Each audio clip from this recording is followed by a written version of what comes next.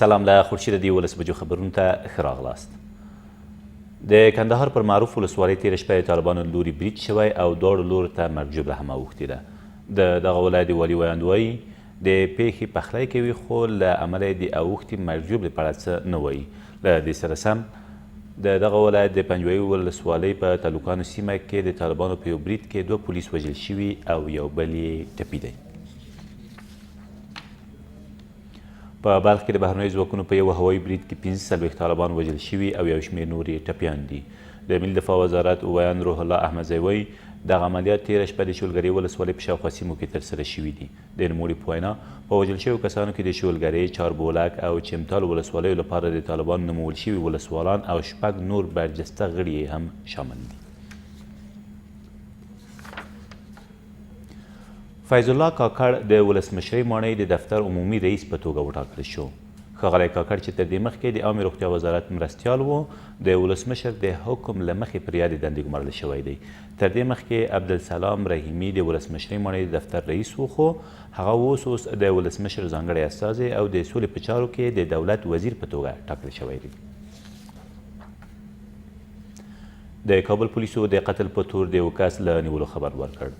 د کابل د امنیه قمندانۍ مسؤلین زیاتوي دغه کس چې محمد یوسف نومیږي 2 کاله مخکې یې په کابل کې یو کس د ملا شمس الله په نامه وژلی او تر هغې وروسته تښتېدلی و خو تېره ورځ د کابل پولیسو له لوري نیول شوی دی. له دې سره سم یو بل کس چې مصطفی نومیږي تېره ورځ د کابل ښار د 12مې امنیتي حوزې له اړوند سیمې د یو موبایل د تښتولو پر مهال لاس په لاس نیول شوی دی. او د خوست د مرکز لکنهو سیمې اوسیدونکي د پوهنې په برخه کې له شته ستونزو سره ټکوي او له اړوندو مسؤلینو غواړي چې ستونزو ته د حل لارې پیدا کړي. دوی وایي له کلونو راهیسې نجونې او هلکان د ودانیو د نشتون له امله په ازاده فضا کې زده کړې کوي خو د خوست والي وایي چې د یادې سیمې ښوونځیو ته به د لا ډېرو ودانیو د جوړولو هڅې چټکې کړي.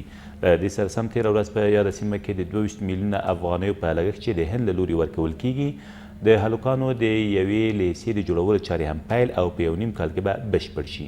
ویل کېږي په خوست کې 350 دولتي ښوونځي فعاله دي خو 80 سلنه یې ودانۍ نه لري.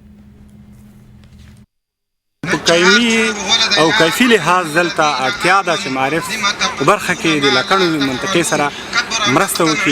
د لکڼو سیمه ډېر خلک اوسه پورې دیواله سرې ته مکتبونه یي جناکۍ خو بالکل مکتب نه لري اوسه په لکڼو سیمه کې. خو یوه ستونزه چې موږ لرله همدغه د تعمیره ستونزه وه چې تر اوسه پورې هم موږ ورسره لاس او ګریوان یو. د بود په حالات کې د باران په حالات کې موږ شاګردانو نه شول کړلی چې درس ووایي. په لکڼو کې د تقریبا 22 میلیونه افغانیو په لګښت باندې نن د بنسټ ډبره کېښودل شوه چې دا تقریبا له 1400 کلونو وروسته د دغه ښوونځي دپاره یوه ودانۍ به جوړیږي. له دې نه مخکې متاسفانه زموږ زده کوونکي تر ونو لاندې سره لمر ته یې درس وي. دا تر دې مهاله وروستي خبرونه تر بیا مو الله مل.